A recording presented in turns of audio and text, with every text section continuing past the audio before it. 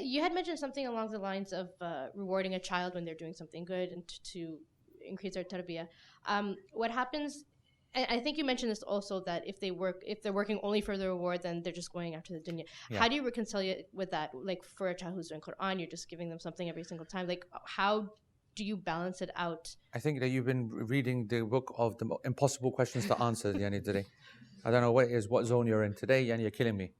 It is the most difficult aspect of parenting, in my opinion.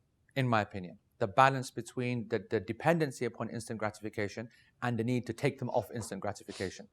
We can't get anything done from these little rascals without Yani rewarding them. And we're telling to everyone that instant gratification kills Yani their long-term goals, their patient ability. If you ask me, when people ask me who's an amazing parent, I identify them by the ones who are able to solve this problem. Nothing else matters to me. This is the holy grail of parenting. How to reach that balance. You see some parents who, I don't know what they did, what jadoo behavior they pulled upon their kid, right? Where they are able to reward them with healthy carrots and stuff like that.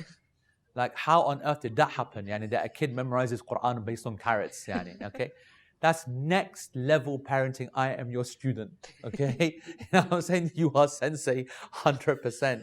If they are able to establish instant gratification in a healthy way and replace yani, the human child desire for reward and tasty reward and fun reward, and replace it yani, with yani, even the idea of not getting a reward and being patient to the next level. Don't look to me for that solution. Yani, you know, I'm the dentist's enemy. Honestly, dentists hate my guts because I put my hand up and self-avowed failure at instant gratification versus deferred gratification. One thing I will say is that don't sell yourself short. That much I have got game in, meaning that there has to be a scale of rewards. So a lot of the time, yani, people get so excited and carried away yani, because of their achievement. So for example, they've memorized a page or memorized a juz. People go in too heavy. You know, the whole kind of reward system. I told you guys before that when Eesa was memorizing Quran, we'll speak about that later in the session. I said to him that his reward would be a PlayStation. Okay? But that's the whole Quran, by the way. Now, folks, yani, say a PlayStation for one juz' recorded, one juz' yani, memorized. Are you kidding me? Yani, you get what I'm trying to say?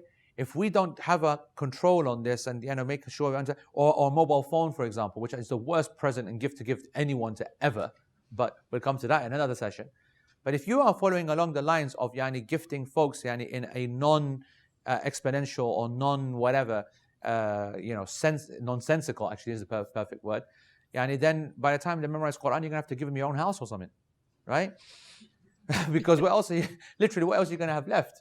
So I'll say this much, that if you are going to fall into the instant gratification kind of trap, which we all are, at least make instant gratification as healthy as possible, or as monetary less, or as monetarily easy as possible, or make it as reverse psychology as possible. So I'm going to share a little thing from my own my own little kind of box of tricks. My reward for a kid doing Quran or a page or a surah was me taking him to the masjid. Now, in a normative sense, that's punishment followed by punishment. Right? But that's depending upon how you sell a visit to the masjid.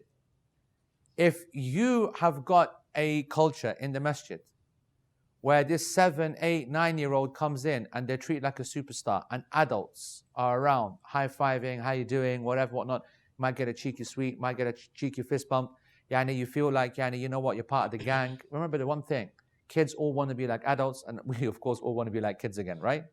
So kids thrive off that idea of responsibility, honor, respect. So when I was talking about the whole going to masjid thing, I'm very serious about the whole 7, 8, 9, 10. I really do believe that we've messed up the whole concept of tarbiyah and our relationship between children and masajid, or children and aspects of worship, as we're going to come to when we speak about Quran memorization and discipline especially. So for me, I would work with my imam. Our imam, you know what he would do? Okay, still the same imam, Shaykh Abdul Ghaffar. What he would do in the morning is, and he still does it, if he sees the kids at Fajr, and I'm talking the 7, 8-year-old ones, after Salah when everyone's doing their dhikr, he calls them to the front. goes into the front and gives them a sweet in front of everyone, and he says, you know, that so-and-so came to Fajr today, so-and-so came to whatever, whatnot. I'm telling you, man, those kids are on a whole different level. Yani, what I'm saying is that if we are able to change the reality of that trip, and maybe one every 10, the visit to the masjid is a little stop off on a bit of an ice cream parlor on the way home, or to the supermarket to pick up, you know, a box of Haagen-Dazs or something like that. You know what I mean? It's associated benefits. It's not, it's still a reward, but not a reward. It's, you know what I'm trying to say? You manipulate the system.